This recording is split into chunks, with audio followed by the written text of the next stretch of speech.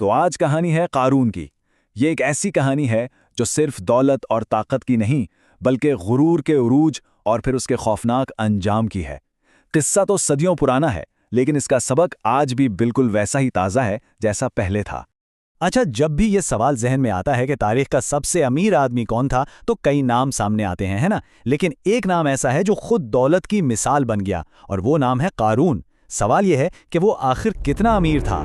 اس کی دولت کا اندازہ نا بس اس ایک بات سے لگا لیں۔ ذرا سوچیں، اگر صرف چابیاں اٹھانے کے لیے 40 مضبوط آدمیوں کی ٹیم چاہیے تو وہ خزانے خود کتنے بڑے ہوں گے جن کے تالے یہ چابیاں کھولتی تھیں۔ یہ وہ دولت تھی جو واقعی عقل کو حیران کر دیتی ہے۔ لیکن پتہ ہے سب سے حیران کرنے والی بات کیا ہے؟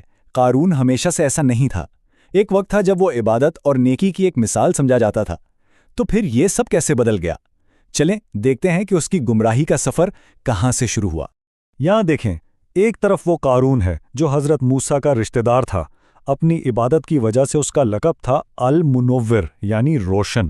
اور پھر دوسری طرف وہ قارون ہے جو دولت کے نشے میں بالکل چور، مغرور اور متکبر ہو گیا۔ یہ صرف ایک انسان کی تبدیلی نہیں تھی، یہ تو جیسے روح کی موت تھی، جہاں نیکی کے نور کی جگہ دولت کی چمک نے لے لی تھی۔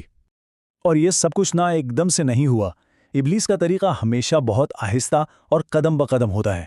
پہلے اسے بہکایا کہ عبادت چھوڑ کر لوگوں میں اٹھنا بیٹھنا شروع کرو، پھر کہا گیا کہ چلو کام اور عبادت کا وقت آدھا آدھا کر لو، اور آخر میں لالچ نے اسے اس طرح جکڑ لیا کہ عبادت تو کہیں بہت پیچھے رہ گئی اور دنیا ہی اس کا سب کچھ بن گئی۔ جب دولت کی فراوانی حد سے گزر جاتی ہے نا تو وہ اکثر انسان کے اندر تکبر کا بیج بو دیتی ہے۔ قارون کے ساتھ بھی بالکل یہی ہوا۔ وہ اپنی طاقت اور دولت کے ایسے نشے میں ڈوبا کہ خود کو دوسروں سے بہت اونچا اور ہر چیز کا مالک سمجھنے لگا، اور یہی وہ تکبر تھا جو اس کے زوال کی وجہ بننے والا تھا۔ اب سوال یہ ہے کہ آخر اتنی دولت آئی کہاں سے؟ اس کے بارے میں کئی کہانیاں ہیں۔ کچھ لوگ کہتے ہیں کہ وہ بہت چالاک تاجر تھا، کچھ کا ماننا ہے کہ اسے کیمیا گری آتی تھی، یعنی مٹی کو سونا بنانا جانتا تھا۔ لیکن جو نظریہ سب سے زیادہ مانا جاتا ہے وہ یہ ہے کہ وہ فرعونوں کے لیے کان کنی کا ماہر تھا، اور پتھروں سے سونا نکالنے کے ہنر نے ہی اسے دولت کے انبار پر بٹھا دیا تھا۔ قارون کے لیے نا دولت صرف ایک ضرورت نہیں تھی بلکہ اپنی بڑھائی دکھانے کا ایک ذریعہ تھی۔ اس کے محل کے سونے کے دروازے، سونے کا لباس، سونے کا تخت، یہ سب صرف عیاشی نہیں تھی، یہ لوگوں کو نفسیاتی طور پر یہ بتانے کا طریقہ تھا کہ دیکھو میں تم سب سے کتنا بلند ہوں۔ اصل میں یہ اس کی اندرونی کمزوری تھی جسے وہ سونے کی چمک سے چھپا رہا تھا۔ اور یہ ہے وہ جملہ جہاں تکبر اپنی آخری حد پر پہنچ گیا۔ جب اسے یاد دلایا گیا کہ یہ سب اللہ کی دین ہے تو اس نے بڑے غرور سے کہا، یہ دولت مجھے میرے اپنے علم اور میری اپنی قابلیت کی وجہ سے ملی ہے۔ اس ایک جملے میں اس نے اللہ سے اپنا ہر رشتہ توڑ دیا اور اپنی ذات کو ہی سب کچھ سمجھ لیا۔ جب انسان کا تکبر اس حد تک پہنچ جائے نا تو اس کا ٹکراؤ پھر سیدھا حق سے ہوتا ہے۔ قارون کا غرور اسے وقت کے نبی حضرت موسیٰ علیہ السلام کے سامنے لے آیا۔ یہ دو لوگوں کی جنگ نہیں تھی، یہ دو نظریات کی جنگ تھی۔ ایک طرف تھی شکر گزاری اور دوسری طرف تھا غرور۔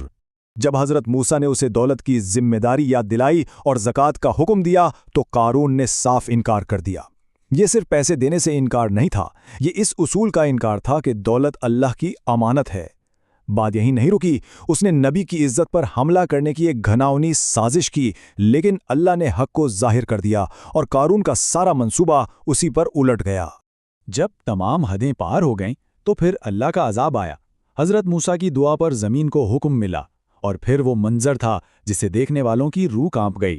زمین نے قارون کو آہستہ آہستہ دھیرے دھیرے نگلنا شروع کیا، پہلے ٹخنوں تک، پھر گھٹنوں تک، اور آخر کار وہ اپنے تمام خزانوں سمیت زمین میں سما گیا۔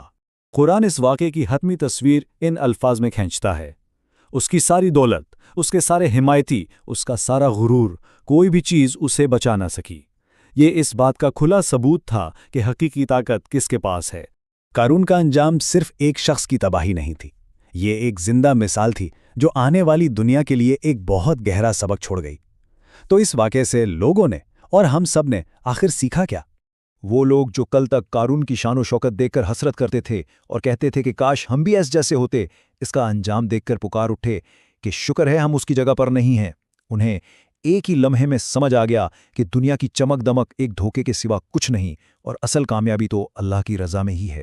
آج تک لوگ قارون کے اس افسانوی خزانے کی بات کرتے ہیں، کوئی اسے مصر کی ایک جھیل سے جوڑتا ہے تو کوئی عراق کے کسی شہر سے، لیکن یہ سب کہانیاں ہیں۔ حقیقت یہ ہے کہ اس کا خزانہ کہاں گیا، یہ تاریخ کے ان رازوں میں سے ایک ہے جو شاید کبھی بھی حل نہ ہوں۔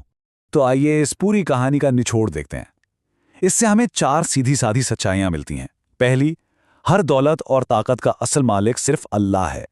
دوسری، تکبر کا انجام ہمیشہ تباہی ہی ہوتا ہے۔ تیسری، دولت ملکیت نہیں، ایک امانت ہے، ایک آزمائش ہے۔ اور چوتھی بات، دنیا کی ساری چمک دمک عارضی ہے۔ اور یہ کہانی ہمیں آج کے دور کے ایک بہت اہم سوال پر لا کھڑا کرتی ہے۔ اس دنیا میں جہاں دولت اور طاقت کو پوجا جاتا ہے، کیا قارون کی سوچ اور اس کا تکبر آج بھی زندہ ہے؟ یہ وہ سوال ہے جس کا جواب ہم سب کو اپنے ارد گرد اور شاید اپنے اندر تلاش کرنا ہے۔